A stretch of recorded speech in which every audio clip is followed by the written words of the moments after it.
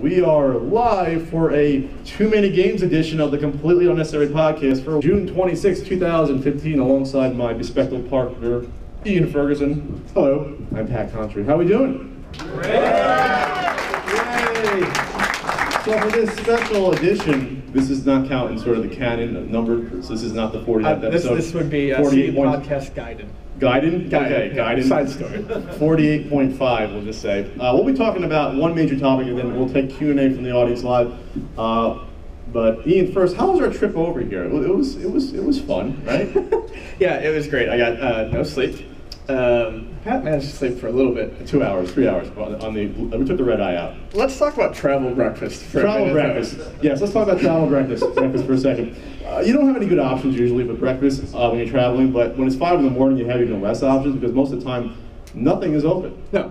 And Pat and I saw McDonald's and we were like, yes, sure, that seems like a perfectly wonderful idea. Let's eat McDonald's for breakfast. Egg McMuffin is a standard.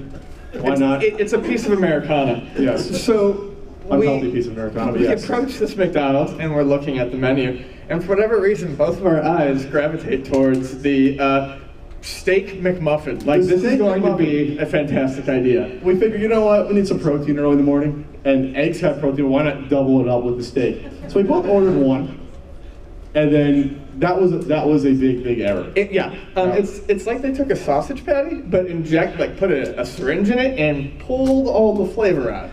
Okay, I was gonna go one other step. I think it was like a meat patty of some sort that they injected a minor sort of a sausage flavor into. So it basically was the worst piece of meat you've ever had. It was worse than a miniature meatloaf you'd have at a cafeteria. I almost had a worse problem with it though. It was covered with these grilled onions, and they were a very dark brown color. They looked very caramelized, yet they were crunchy like they were raw onions, and I'm wondering how they got that color. It was almost like McDonald's decided we're going to try to go gourmet with our breakfast. Yeah, we'll just add some mushrooms up the top too to our Egg McMuffin. It was like, no, this is barely food as it stands, and so we don't need your fake onions on top of it. Right, you're not fooling anyone. So I think we both started with that, and then we both had to sort of wash our mouth out with the regular McMuffin backup reservist sandwich that we both had. And then we were hungry again 30 minutes later, because that's not real food. Oh, okay. So with that said, so we'll be discussing one major topic today, then we'll be doing a Q&A with the audience. We were thinking about having you guys do like a Twitter thing, but if you're here, you can ask us. We'll just ask, though, maybe no best or worst questions. No favorites. No favorites questions, no top questions, and no questions that we can talk about maybe for 1 second with a yes or no answer. Because then we'll feel bad if we answer your question and say yes or no, and then move on to the next We'll person. look like big jerks. Yes. So think of your questions. There's a lot of you in here. We'll see how long this topic is. We have an hour.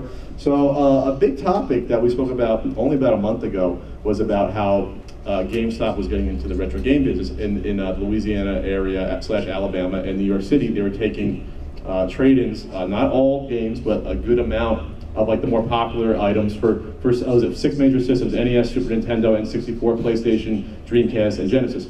Right, they bypassed the more obscure things like Sega Saturn. Sure.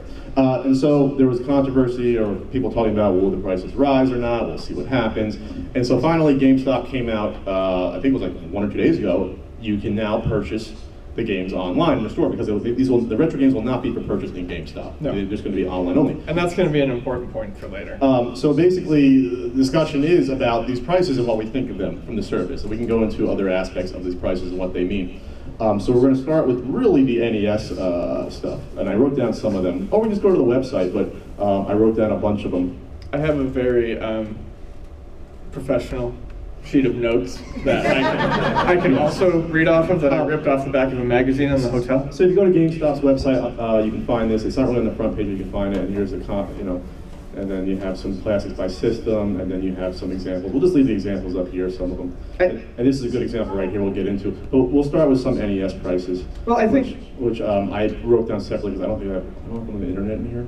But I'll just put down some of these, and we'll keep some of this open. But for starters, like for example, the systems are $60 each for the NES Model 1 and the top loader. And people at first were like, wow, the NES top loader is $60. So, I feel like that's, okay, we're starting with that. You can start with that as a point. There's a lot of things that they have on there for what looks like a relatively decent price, like an NES top loader for 60. They have Suikoden 2 up there for I think 80 or something.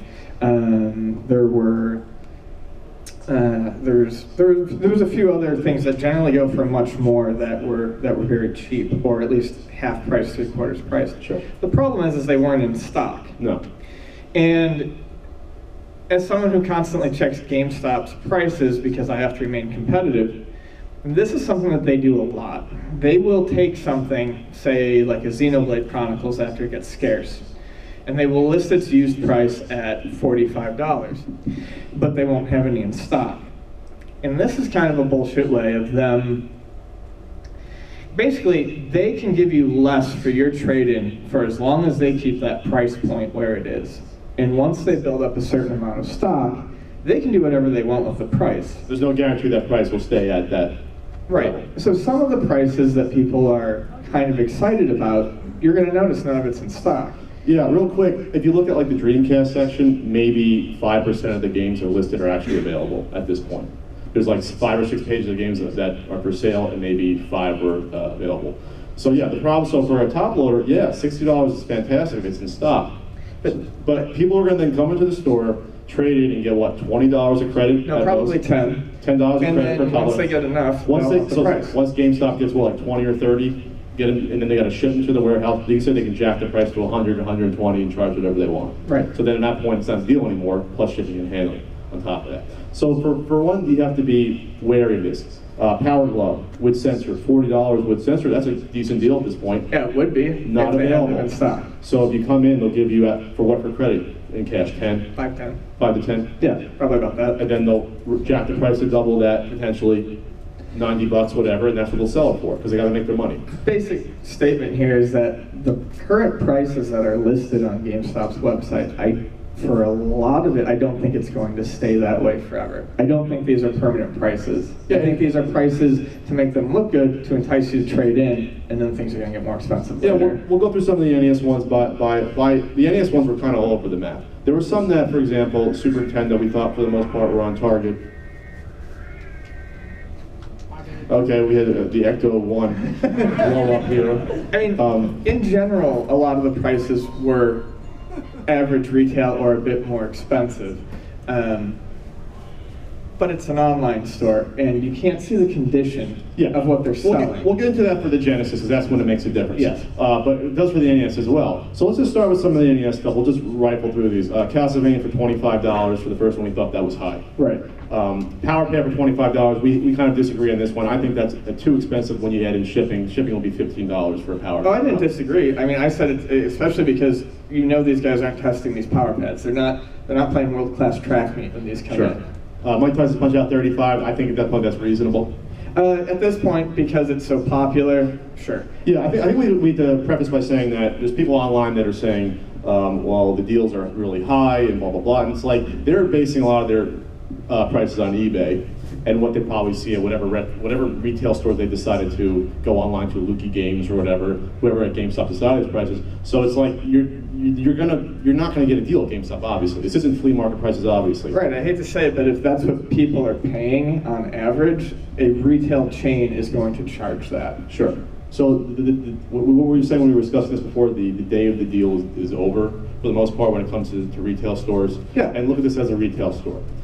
So we have Ghosts and Goblins for $15. That's about double what it should be going for. So that one we thought was too much. I really think Kirby's Adventure Yes. for $25 is a crime to be that much. That's really shooting for the moon. So you can tell that GameStop is looking at first-party titles and maybe jacking them a little bit, or recognizable properties, which we'll get into in the Super Nintendo in a bit. Batman for $15 I think is high. Yeah, that's a $5 game. That's one of the most common third-party NES games. Double Dragon for $20 I thought was high, a little bit. Sure. Kid Icarus for $25. You think that's all right? That's $5 over, probably average. The Mega Mans were interesting, right? Mega Man 3 for $30 and Mega Man 2 for $35. The problem with Mega Man is it's constantly rising, so you can never really say one way or another, but those prices didn't seem too far off the mark. Paperboy for $18 I think is probably double what it should be at. And same for Yoshi, I put down the double. Yoshi for $10 seems high. Yeah, because it's one of the worst games ever made, and it should go for $3. And then the last few we'll talk about just because it crystallizes a few of our points here. $15 for Pac-Man. Which version are you getting for Pac-Man? Are you getting Namco or are you getting Tengen? And the price difference is massive. Well, not massive, but It's double. Yes. It's more than double. So basically there's 3 versions of Pac-Man. The website shows the Namco version, licensed Namco version, which is the hardest to find one. That's like $25 you're going to pay, 20 to 25. The Tengen ones, which is 2 versions, they're both common for the most part. 6, 10. 6 to 10 at most for the gray or black version. So when you're spending $15 through GameStop, which version are you getting? And I will guarantee you that the first one that go out the door will not be the Namco version. They'll be the easier, more common Tengen versions. Right. And that's an issue. That's an issue because then you can go back and say, well, the website doesn't show that one, but they'll say, oh, it's Pac-Man, it's the same Pac-Man. So for $15, they're charging more, and they might be snuggling some people thinking they're getting the uncommon version. But they're not getting it. They're not going to get the uncommon version. GameStop is still very unaware that things like variance and condition mean something. I mean, even as far back as the guy saying that, oh, if we have a boxed one, we're just going to send it out.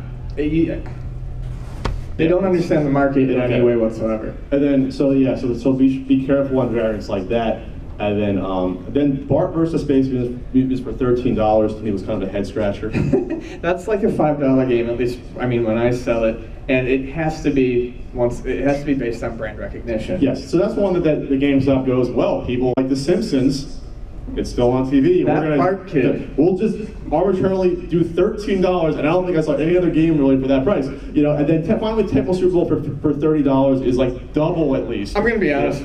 We charge $25 for it, and I think that's high because it's a super popular game, and to go $5 over that is insane. I think on eBay you probably get it for 15 or yes, less. You can. And that's them saying we know this game is probably popular. They do tournaments still. Let's just price whatever we want on it, and that's what they're doing. So that's the NES, and the NES is actually the safest because for the most part, when you buy an NES game online, you're not expecting the box or manual. No, you're just going to get a loose. And condition, I mean, you can have some condition differences. For the most part, those NES labels are sturdier than other cartridge labels, more than Super Nintendo and Genesis, I'd say. A little bit. It's a little bit. But let's get into the problem with something like the Sega Genesis, where having the case is a lot of the value. Well, I do want to touch on this. That is something that has become more of an issue just in the past year or two.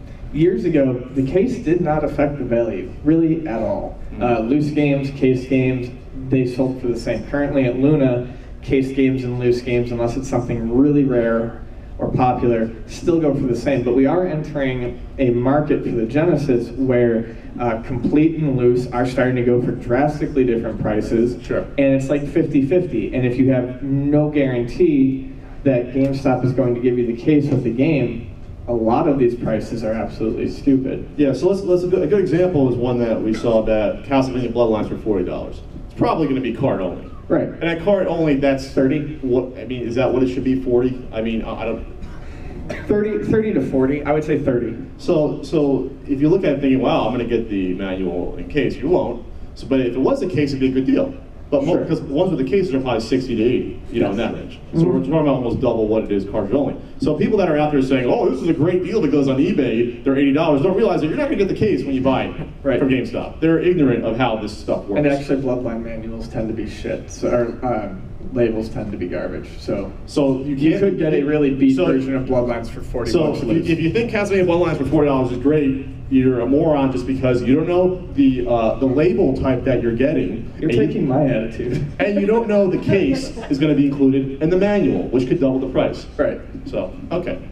And then Hyperstone Heist, another sort of one where $50 for cartridges only, that's about probably, is that too much? I mean, it's going up there, but I'd say it's 40. But in the case of the manual, it would be like 90, right? Or 80. Right. And a lot of these prices I'm noticing are like a solid 5 to 10 over what retail should be. Sure. And that's going to be an even bigger problem, but we'll touch on that later. And then you go down the list a little more. I only have one page. It'll be 3 for 13. I mean, I guess it's like a lot of these are like almost like they look at the average eBay price or video game price charts. And then we'll go to Super Nintendo. Super Nintendo, I think, was on the mark for the most part, but there's some that were a little bit strange. Power Rangers for $15 could be another thing. We're like, oh, we think the property is popular. We're going to charge more. Right. It's hot right now. It's sort of like that sort of weird thing. I looked at the system on the page. Unavailable. $60 for a Super Nintendo. It has everything. That's actually about right for retail. Unavailable though. Yes. So this could be a trade-in sort of thing again. And I've seen a lot of shops so there's a chain in San Diego called in Japan and all of the West Coast called Book Off, and it's an import bookstore, and I mean those places have already started charging 100, 130 for Super Nintendos, which is fucking out of control. But that's, you see, you look at something that says 60 and that seems right, but out of stock. You don't know what they're going to charge for it once they get a fair amount in. You could see that rise to 100, especially if it becomes a popular seller for them. By the way, I saw a $45 clean, non-yellowed Super Nintendo here. I'd be surprised if it's still there after an hour. I mean, it's probably bought already. Well, yeah, That's I where mean, we're a at. convention like here is where you're going to find something decent. So Power Rangers 15, that's overpriced to me.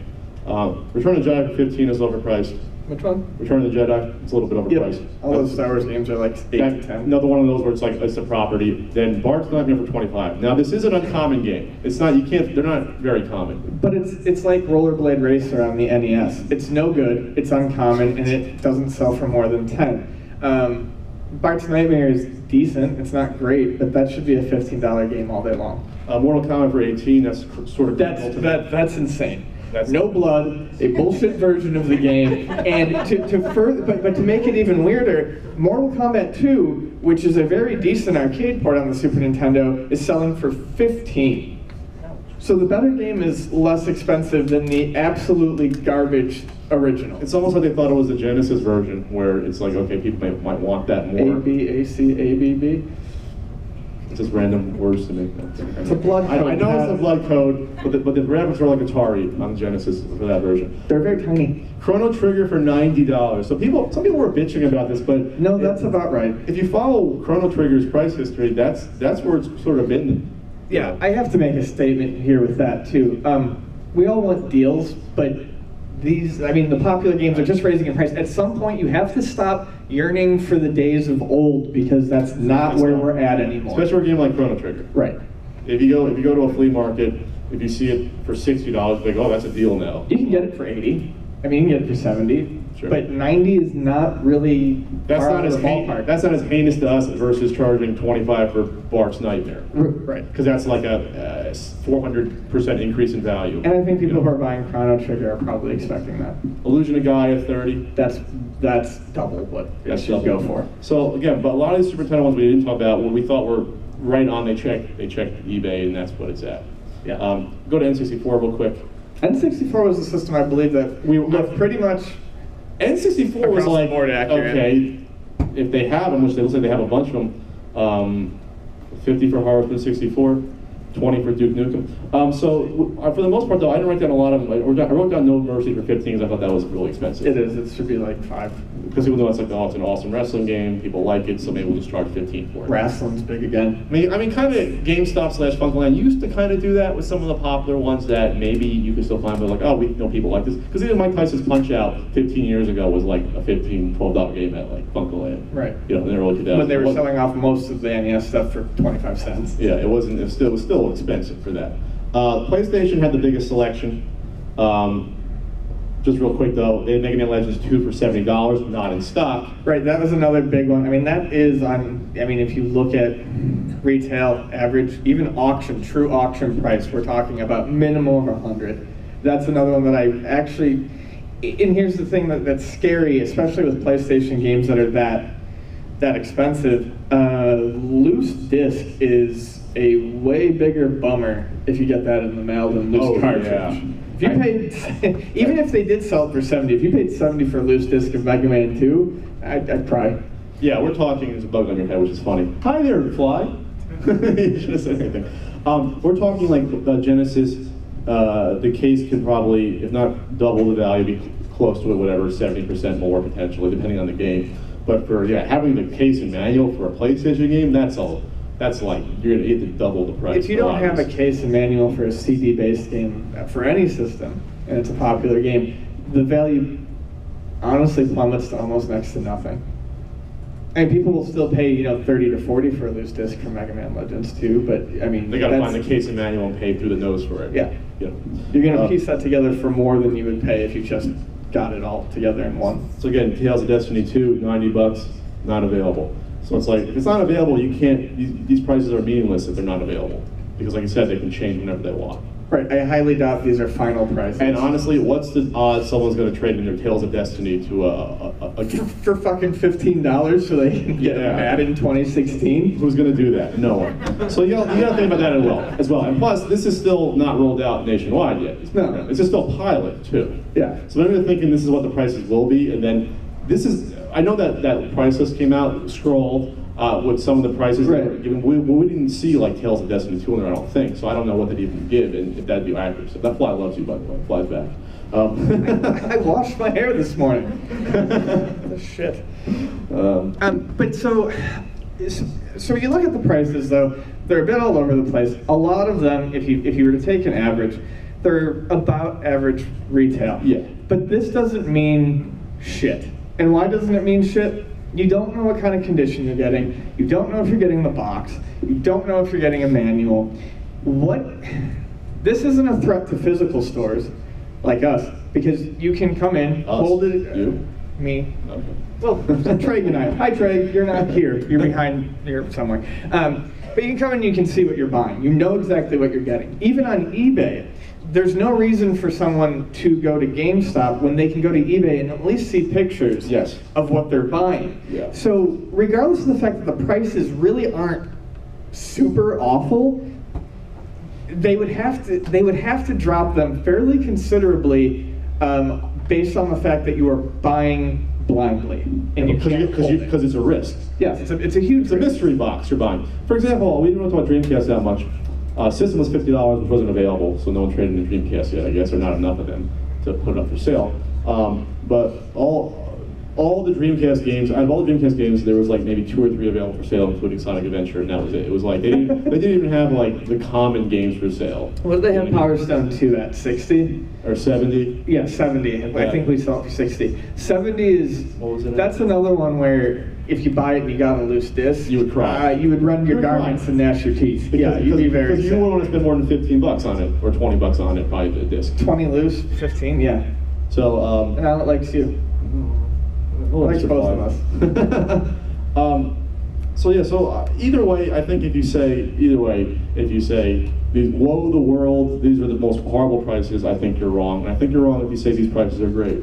I think you have to be careful when you have to be even big. You got to be very careful, because for the most part, these prices are on target. But again, if you're buying a Super Nintendo or Nintendo game, that could be fine. But if you're buying a Dreamcast game where you don't know if you're getting the case, or a Genesis game you don't know you're getting the case, Right. They would be relatively on target if you knew what you were getting. Sure. And like I said, a lot of these I could see being raised as time goes on. You sure you washed your hair? That fly's loving you again. I washed the shit out of my hair. You had shit in your hair last night? I don't remember that part of the evening, of the excursion. It was pretty impressive. So there's not much more we can talk about with this. It's interesting. I still don't know the odds this is going to go national and deal with it. No. I mean, so I have a friend behind enemy lines who's a manager at a GameStop. The enemy. Cobra, the enemy. Yes. I can't name him. He wears a ski mask at all times. He sends a lot of business our way. He's a super nice dude. But even like as of 2 weeks ago when we were talking about this, there's managers all over the country in GameStop, even regional managers, who really don't know anything about this retro thing going on. They have no idea. Which is, yeah. So there isn't even a memo that's been passed down the line to tell people about this, tell the other shows about this retro program. To me, that doesn't instill a lot of confidence in this progressing, especially when, like on certain systems, half your freaking stock isn't available. Not even half. Like I said, on Dreamcast, it was like maybe 5% of the game. I know. When we ran it down, it was like everything was not there. No one traded them. You got Zombie Revenge and Sonic the Hedgehog, and there wasn't even a freaking Virtua Tennis. No, there wasn't a Virtua Tennis. I think everyone owned 2 Virtua Tennis. Everyone had 2 at of them. least 2. Dreamcast. You just woke up and you found it. Yeah, they packed them in, even though they didn't realize it. They were just stuck in the system. Yeah. Sega said, let's throw a Virtua Tennis in there. Throw a couple. Throw a couple in there. People love playing as Jimmy Connors. It was a good tennis. Is Jimmy Connors in there? I don't know if Jimmy Connors was in We had there. a Jimmy Connors conversation. Can you let Jimmy Connors go? Does anyone remember Jimmy Connors and Pete Sampras? No. anyway. We talked a lot about men's tennis last night. I don't know why we did that. Neither do I. We were watching tennis. We were watching an 8-year-old Rafael Nadal versus a Roger Federer match. We just started reminiscing about the glory days of U.S. men's tennis in the early 90s. Glory days of tennis that I didn't pay attention to. Hey, I played street tennis, so I had to keep on top of that. Street tennis. Street tennis. You're fucking hard as hell. The asphalt was, yes. Diving for those balls. Oh, yeah. So we have the Dreamcast stuff here. None available. PlayStation. None available for the most part. And then the cartridges. So it's not going to take off. Don't worry, people. It's not going to kill prices. It's going to be a failed experiment, I believe, from GameStop. I don't think it's anything to worry about. It's not going to do anything. Because it's just going to sit there until they go, nope, and pull the plug on it. Because retro gamers aren't shopping. They're not going to go to GameStop to buy them. Retro game collectors and gamers. And then plus, if you're going to GameStop to buy Arkham Knight, you're not going to say, "Oh, I'm going to buy a Dreamcast game." Right. That's not the audience. That's not going to be your impulse purchase on the way out. Oh, I need a power pad and a VMU. Mm-hmm. I'm going to go on GameStop.com while I'm buying. I'd like Assassin's Creed 34 and a copy of Kickle Cubicle, please. Oh yes. Kickle wasn't even listed. I have one for sale though in box. I have diverse tastes. Yes. That's our topic. We got a half hour for Q&A, or we can tweet it out real quick. So we'll do a Q&A. Just raise your hand and we'll just... Yeah. Just go. We'll start. Man in the yellow. If you take an NES and ground out the lockout chip, or enhance the video anyway, maybe converting TurboGrafx to SD cable, does that increase the value of it at all? So the question was about, I guess, modifying systems. You said about disabling the lockout chip, which I do not recommend doing. No, I don't on the NES because some games need it, especially some of the unlicensed ones. Even some versions of the unlicensed ones need it. The first ones that did it. Basically, there was two different toaster NESs where later on they realized what companies were doing. They changed the lockout chip again. Did you notice that? Toaster NESs look nothing like a toaster. Toaster oven. No, not even that. I would say disabling the NES 10 if it's for your personal use is fine, but I would say that that's an area where, at least in my eyes, if I knew that had happened, it would probably decrease the value to me. Now, when it comes to something like adding better video outs to, say, a TurboGrafx or a PC Engine, it depends on the buyer. There are going to be a lot of people who might not want their system modified, but it is kind of a nice enhancement if it's done right, and yes, you might be able to charge a little extra. Like, for instance, a region mod on a PC Engine will generally increase the value of a PC Engine a touch. Yeah. It's tough to say. We're talking about gamers versus collectors. Yes. So a gamer will pay just to play it. So I just got, well, I didn't get it modded, but I just paid to have my Sega CD Model 1 had to be repaired. I had my Turbo Express recapped, so I had to pay something to do this. So that value will always be in these consoles that are modified. That value will have to stay in there in terms of the cost to get this done. Right. So it's not like it'll ever be cheaper. It's not like you can get it's not like a modded TurboGrafx with a region switch will ever be cheaper probably for the most part. Than No, it would just go to a different. It would go to a different buyer. Sure. Up front. For Pat, when you go to the flea market, no matter how good of a deal that you get on something, what do you get out of buying an NES game that you already have, even if it's a great deal? Trade bait, the thrill, the rush of. The question was finding an NES game that I might already have. So it could be trade bait. The thrill of the rush. The thrill of the rush. It's like gambling. It's like rappelling. I hate to say it. It's also sort of getting back at it in terms of, because a lot of collectors fund their collection by the selling of some of the games, doubles, what have you. I was not fortunate enough to ever find a lot of the rare stuff in the wild. And I've never, the only game I really found in the wild that was very hard to find was, I think, Zombie Nation was the hardest one for Nintendo to find. I remember when you found that. The problem was I already bought it. So I had bought a lot for a lot of money. So in terms of me finding it, I gave it to my collector friend. I didn't give him a basement deal, but I gave him a good deal still, and that basically recouped my cost on the original cartridge that I paid a lot for. Right. I mean, I don't personally buy doubles, but I mean, Pat's first point is exactly why you would pick them up for trade bait, so you can sell them at conventions, etc. And the funny thing is about that Zombie Nation, I bought it from an evil reseller. So I was surprised I got it. So I didn't tell you that? No, you did. It wasn't from a random person. No, I know it wasn't from a random person. I just don't remember which evil we're selling. Oh, the Eagles stuff. The Eagles. Oh, right. Okay. Onwards. Should we use one of the microphones for people to come up and give the questions? Is that worth it? Sure. If they're on? Why not? We can line them up if they want to line up, if there's enough people.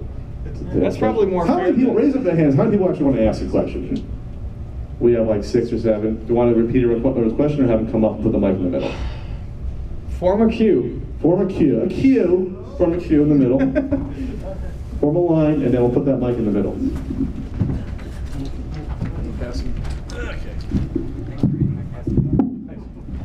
There you go. Just pass it back. Question. All right, so I'm in the test area for the GameStop right now. Okay. And the one thing that a lot of people don't know about is Crash Bandicoot 2. You bring them a copy of that, they give you $16.50 for Crash 2 loose. Could be any condition.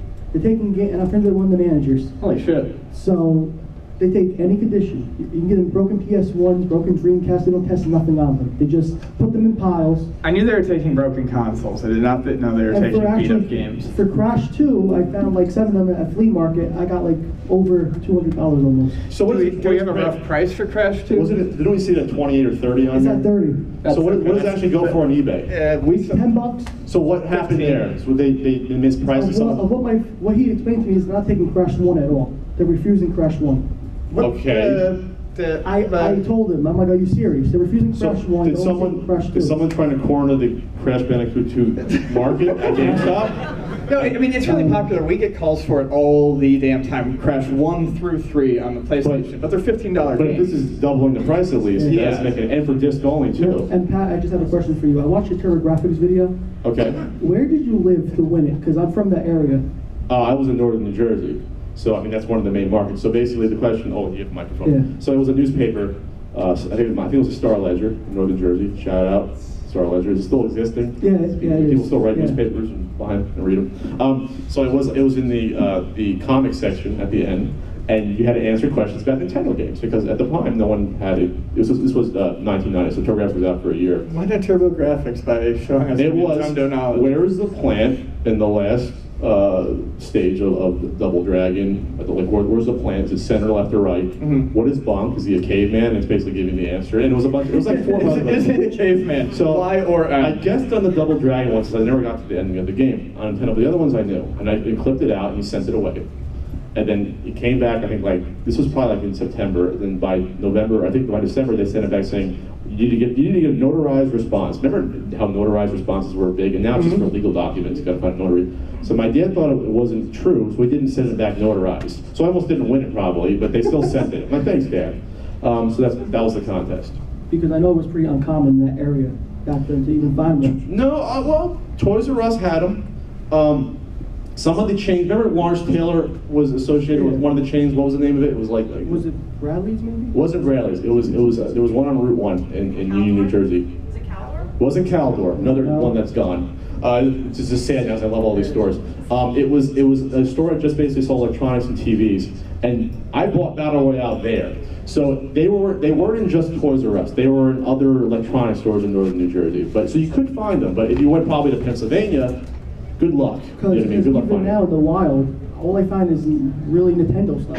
I'm a big TurboGrafx fan, but I got lucky finding Express for 100, but 3 other weeks- than that, it's like nothing. It's like dry. 5 weeks ago, I did find another TurboGrafx stash at a flea market. I don't know if I told you that. And again, it was one of those things where it was a TurboGrafx and about 25 games. And that's the only time when I find them once every 2 to 3 years only. That's how it is. Yeah, I don't think it's just here. I mean, I see Turbo stuff come through the store twice a year, maybe.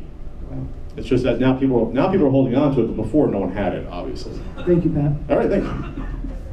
Next question, the Q&A on the CU Podcast Live Edition 48.5. Okay, for Ian, what was the last rare or uncommon game to come across the counter at your game store, and how much credit did you give for it? 3 cents.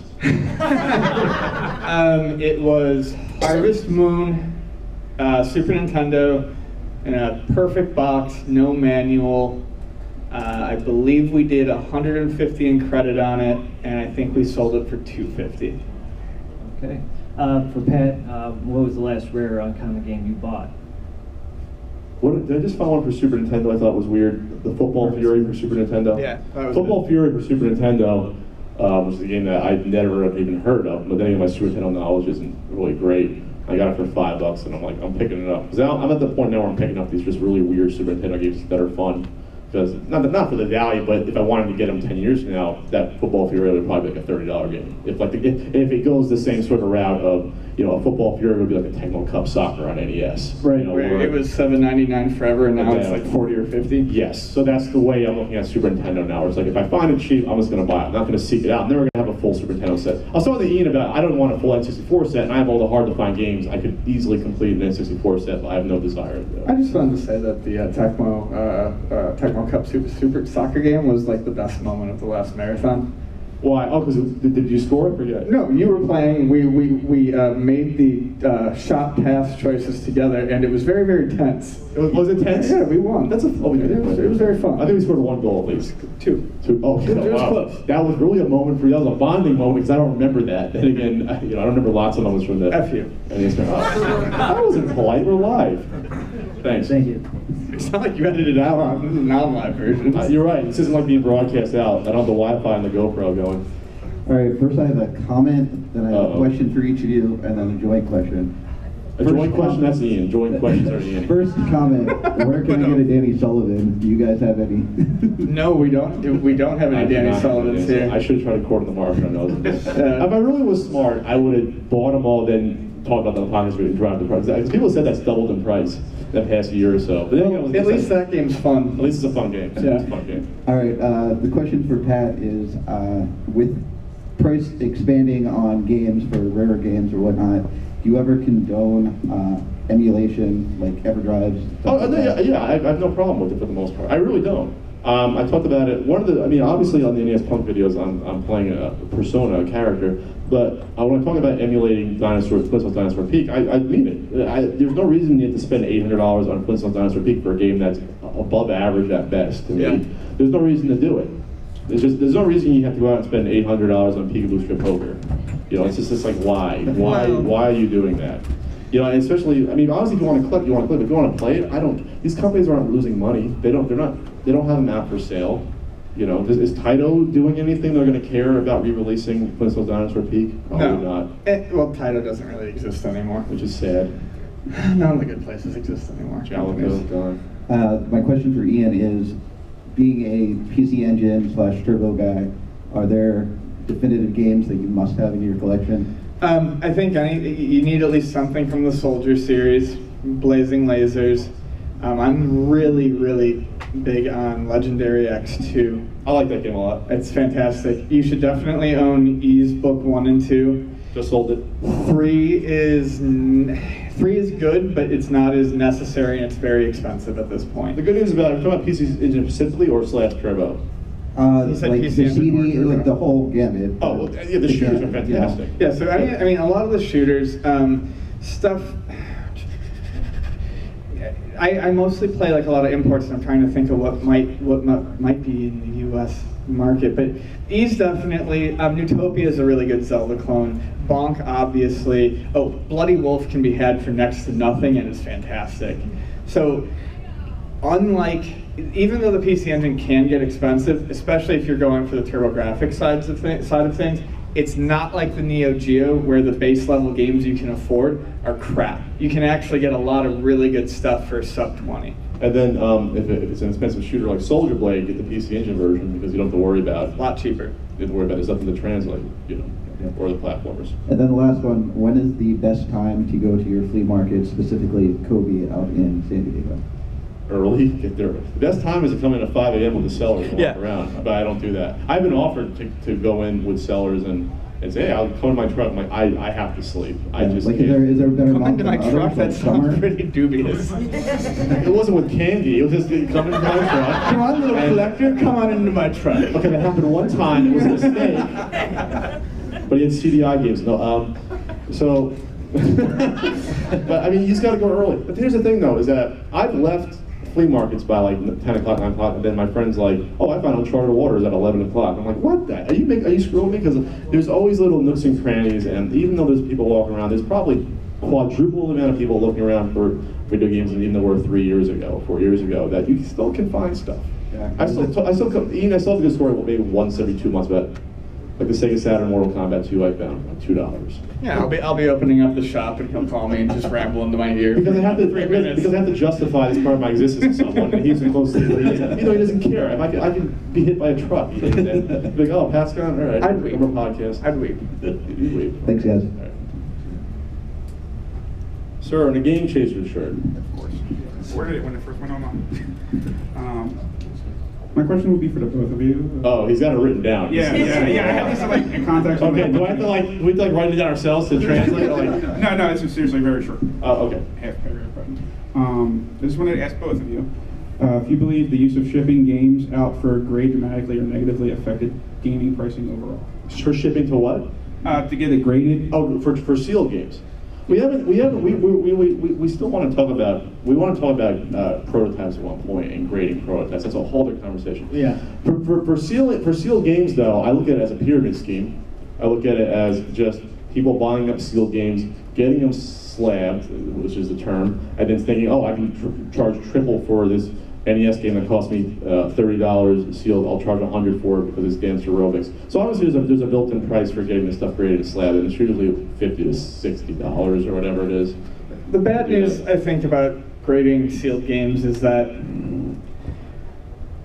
well, it's freaking dumb. But I don't think it actually really affects the prices of loose games or even just boxed games. What it does is it gives these people this weird idea that they can charge shitloads of money for a sealed graded game. And if they're getting that money, well, that's kind of on the buyer too. Yeah. I feel like the thing that I don't, the reason why I don't fret over it so much is because it stays in this weird little insular community that actually gives a shit about that, and it only affects them. Yeah, sealed collectors are a different breed.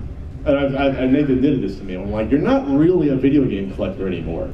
You're not really, because if you don't care about the actual game or what's on it, if you don't care about honestly the condition of the cellophane it's wrapped in, you're not really collecting games now, are you? And one Just guy collect anything that's and one- wrapped in wrapping. And one guy who has almost all the sealed games is like, yeah, pretty much. I mean, honestly, because they don't know anything about the games themselves. We could have started a paper bowl collection at Target this morning. Paper bowl collection, sealed collection. Yeah, when we were looking for paper. Okay, we were looking for paper bowls for cereal at They're Target sealed. today. They're sealed. Why not? Why not get them all? Oh, you said getting graded? Yeah, why not get them all? Well, that'd be a qualified grade because you can open up with a twist tie, so it's qualified. Well, no, some of them did not have a twist tie. Oh, okay. Okay, back to the regular scheduled conversation before Ian went to that segue. What was I saying now, Ian? What was I saying? You're talking about sealed collectors admitting to you that they're not really collectors. Yeah. I mean, basically it comes down to, and I spoke about this before, like for example, like there's some expos where you have developers come, Howard Phillips, you have Howard Scott Workshop. And who would these guys appreciate more talking to? A guy that said, I love your game, I own the game, here's my beat up copy, or a guy that says, yeah, I own your game sealed, which basically says like I have no intention or desire to play it. Now there are collectors that will buy a sealed version of a game. I have some sealed games of games I love, but I also have top secret episodes that I can play besides the sealed one. Sure, like I've always said, for a reasonable price, I don't want a sealed copy of DuckTales just cause, but probably just that, only that. I think we talk about depletion of the market though. Depletion of the market of people trying to go out and get them just to get them slabbed as an investment, and that might increase the sealed prices because of that alone. Right. Where you're taking out, say you take out even 20% of the sealed DuckTales out of the market because people are bidding more to get them or hitting those buy nows thinking, oh, 180 buy it now on a sealed DuckTales, well I can then flip it for 600 when maybe a sealed DuckTales in an auction might at the time went for only like 100. You know what I mean? Like, so weird psychological stuff happens on eBay with this. So. Thanks, guys. And I just wanted to say thank you for sending out a 3-box set from when we needed your indie.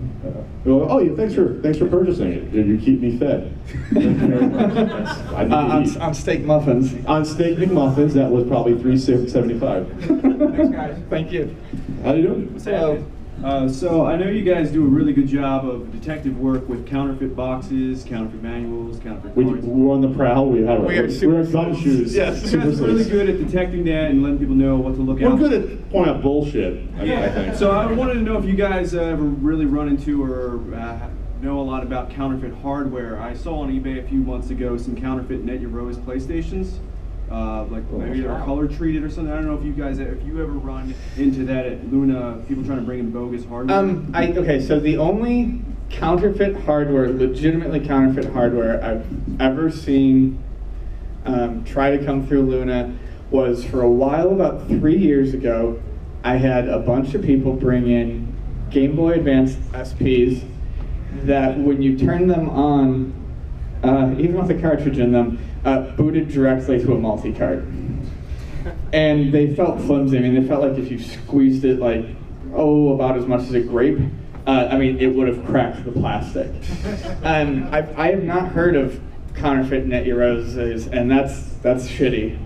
But I mean, yeah, counterfeit hardware does exist out there. If you can actually get your hands on it, though, it's really easy to tell because the plastic feels like garbage in your hands. It's awful. So, and I can't imagine there's a huge profit margin in it. I don't know if it's going to be as rampant as, say, like, counterfeit Pokemon, which I always joke, but not really joke, that 75% of Pokemon you can buy online is counterfeit at this point. All right, well, thanks for the word. No problem. All right. So, seeing Ian's shirt, I had to ask, my wife thinks I'm really weird for wanting a complete Mr. Driller collection. No, you're not weird at all. Holy shit, that's fantastic. Thank Go for it. And have you ever, either of you, ever played the GameCube exclusive game with the giant Tower of Jiraga level? No, that's the import one, right? Yeah. No, that's the one that's one of the few that I haven't played, and my buddy's always like, Jesus Christ, go play that one. You're a Driller fan, and I'm a Jiraga fan. Oh God, I love Namco. No, I haven't played it yet. I really do want to. Honestly, I should just bite the bullet and import it, but I just haven't yet. You need to get it. There's no like translations needed, and it's like $20. Yeah. And yeah, giant Tower of Jiraga level. Must have. Okay, yeah. Now that you put that back in my head, I will do this. Thank you. Hey, so 2 questions. One, I guess that either of you, mostly Pat, but then whatever. Just kidding, Ian, I love you. I love you, Ian. I love this kid. Primarily because you're obviously the collector, and you're the one that hates collectors. I don't hate collectors. You dislike collectors. It's a misconception. I had to work so hard to get Ian to accept me even as a friend. It was worse than trying to get a date. No, but I really play my video games, Mr. It was. You had to ask me a lot of times for me to hang out with him once. I was like, no, I can't really. I'm not this other asshole you just talked to. But you know, my job jades me. Anyways, sorry. No problem. So I have a feeling I know the answer, but with games like Leisure Suit Larry re-release on NES and Battle Kid, do you consider like newer popular homebrews to be part of the NES library? Do you think that you like need them to have a complete set or anything? no, I mean I look at it as what was made during the lifespan of the system when it was supported. So for Nintendo, that's 85 to 95. Okay. That's when the game's released. The Leisure Suit Larry game, which they didn't call Leisure Suit Larry, that bothers me on some level, just because to me it's just support of the PC one, and it's like, I don't know. I guess you're making money off it. You're not making a ton, but it's just that bothers you. Battle Kid's a totally original game. Yeah. That's fine. But doing a Leisure Suit Larry just kind of, I don't know, rubbed me the wrong way. When I saw it, I was just kind of like, yeah, a straight port of a game that's already been made. Kind of shady, but making your own homebrew, I mean, it's wonderful. Yeah, but so we can get into that though, as how we never really spoke about with the prototypes about people are making a lot of money buying. For a slow week. For slow week, we can get the people that are charging $80. Instead of talking about amiibos for the 50th fucking time. We haven't talked about amiibos in like 3-4 weeks, so let's not jinx it. I saw a few out here. But basically, the set though for you is whatever you want the set to be. How do you define a complete set? Some people put Nintendo World Championships in their set. I don't, because that wasn't retail. No. So it just depends on your definition. What makes you happy? What makes you happy, Ian? Gummy bears? Besides fruit snacks, what makes you happy? Namco? Okay, next week. Okay, next. And then, Dum-dums? Yeah. real quick, I don't want to. I forgot to bring Dum-Dums to give out to you guys. I honestly forgot. I would have threw them out in the crowd to get you all sugar highs. Sorry. I don't want to make you uncomfortable, Ian. No, that's already done. I've already done that. I love Yes. you, Ian. I know you said it was only the tip of the iceberg. Nope. That you sort of. Nope. No? No. No. All right. Well, the 50th episode's coming up very soon for the CU podcast. Why don't I have a hood? I love you guys. You open that Max portal. You're gonna have to close it. I'm gonna have to close it. Thank you guys. Thank you. How's it going, guys? Hey, how you doing? I'm a big fan. I'm really thrilled to be here and meet you guys. And whatever. Anyway, I'm a new father. My son is 13 months old. Congratulations. Oh, thank you. I was just wondering if you guys had ever thought about how you're going to introduce games to, if you ever have children, like how you go about that. It's actually a conversation my brother and I just had recently. I don't really plan on having kids, but my younger brother, I have a niece. She's going to be 3, and him and his wife do play games, and I have a lot of new parents come into the store. Honestly, it's usually like a Super Nintendo or a regular Nintendo or a Game Boy, because it's not very complicated, and it's one of those things where it's pictures on a screen that you're controlling, right? So if they're not yet at the point where they have a concept of losing and winning, Right. they're having fun just running around and doing stuff. I think a lot of parents will go with a Super Nintendo, depending on their age range. 1, because they want to play it, but 2, because it's I think NESs are quite reliable, but it's always finicky for everyone else. So, they want something that their child, as they get older, can actually, just operate on their own. Do you think you would still buy the new consoles that all their friends are going to have, or? I mean, at a certain age, if they want them, sure. But to introduce them, probably just go with something early. I appreciate it. Thank you, guys. Hello. Howdy. Hi. First of all, I'm all for Ian right now. Screw you, Pat. You're security. No, I love you both. I wanted to make one comment, and then I had 2 questions. One of them, I think you might talk about it in another podcast. Okay. But the first, the comment I wanted to make is you guys, to me, are like and I lost it. It was in my head, the common man for video games of all of these kind of things. When I listen to you guys, I think of, wow, common men, they're actually fucking honest compared to some of these. I certainly don't mince words. Well, excuse me of the language, but my actual question was for Pat. I just saw you. Oh, now you want to be nice to me, Nancy. Okay. I just saw you actually going to a vendor, and I was saying something to you, and then you kind of ran. Oh, I'm so sorry. No, it's my fault. I'm nervous as hell, and I've been nervous. I get in the zone when I'm looking for No, I saw you were like, yeah, and the guy's like, $4? No, 5. Here you go. Okay, bye. And you just ran. All right, okay. But what were the 2 things that you bought? It was like 2 books. I bought 2 manuals, Right. and one, I have not like 100 manuals, and so I didn't have time to check because the floor was opening, so I bought Nigel Mansell's Racing, which is an uncommon game and manual, which I owned, but then I bought Mickey's Adventure and Numberland, which I did not own the manual for. So I was very happy about that purchase. I was very excited to see you actually do your stuff in action, because I want to do flea markets. I want to go around and do that. And I tried. The first ever game that I actually bought via almost flea market-ish was Viewpoint for the Sega Genesis. Oh, what's an almost flea market? Is that like some guy's backyard? Yeah, some guy's backyard, yeah. A larger garage sale. I live in New York City, I live in Jackson Heights, and they have flea markets all around. Meadowlands still has a flea market, I think? I'm there every weekend, 6 a.m. walking around. You find stuff at Meadowlands? Yeah, I clean up. Okay, well, you 2 can go together. Great. But yeah, so that's what I'm saying. That's the first thing I did. And I want to do more of those, and I want to know, do you know any places that are near the tri-state area, since you're from Jersey? I haven't been in Jersey in 6 years living here, but Meadowlands, you have, what's the one in South Jersey? There's 2 in South Jersey. Englishtown is a hellhole. It was when I went there. It was bad. There's another one south of there in South Jersey, off of the, I don't know, the Columbus. And there's another one. There's another one near Tom's River too. There's a Tom's River one, but Columbus, I've been to that one. That one was hit or miss. The problem with the ones like Columbus or Englishtown is you have guys that have video game stores inside will be running around at 5 a.m. and they'll buy everything. Yeah. So it's very tough unless the seller comes later. So I remember I got a gold Super Nintendo in New Jersey. A guy pulls up like in a 1987 Tercel. it's literally stuffed trunk and back seat with game consoles and the passenger seat. And so like it was wires and wires, and inside I saw a Golden 64 like scuffed to hell, but it was like an hour of unwrapping it. I got a good deal on it. I probably got it for like $25. That reminds me of those guys that drive around with like boxes of lobster tails just filling their car and they sell them door to door. I don't know where you live, Ian, but You've never seen that. I've never seen someone You've selling never seen a sketchy seafood door person to selling door. meat and seafood out of a van. No, I have not, Ian. I thought You've never lived. Now I want to move farther away from you. I live too close to this. So, was there anything else?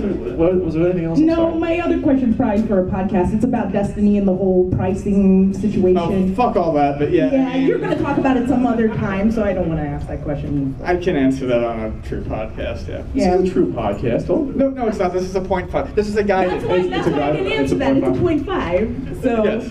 If it was a comic, it'd be like a zero comic, like Rise Zero. Right, exactly. Okay, it's a CU Podcast Zero. That's what we're gonna call it. It's like a 5-pager. 5-pager. Yeah. Okay, thank you guys. You're welcome. And it looks like it's Karen. I think that's Karen. Karen, nice to see you, Karen. Hello, Karen. Hi. I've asked this question for the CU podcast before, but since I'm talking to you now you have to answer it. Okay. Okay, it's gonna be Or bad. not. You have us locked down. Okay.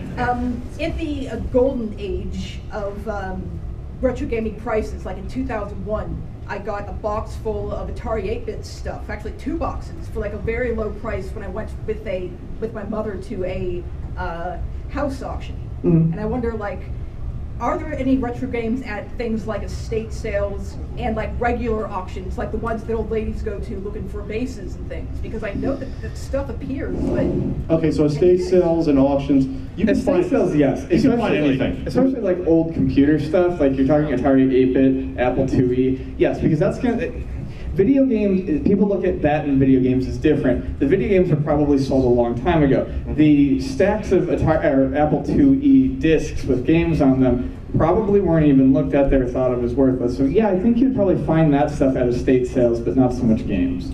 Yeah, the problem though is, with anything else, is that people hit estate sales and search for anything else like a flea market to resell, whether it's records, whether it's vintage audio equipment. Well, as time has gone on, right, Yeah. just like a flea market, So it it's probably not has like- dried up a bit. So it's not like art, especially like art or even old antique furniture. So there's a lot of money in this stuff, a lot more than video games. So you're gonna have people there. So you might get lucky. I've never tried the estate sale unless it was like advertised like on a blog. Oh, estate sale, house is getting cleared out, and then you might find like CDs or something. But I've never had luck with that personally.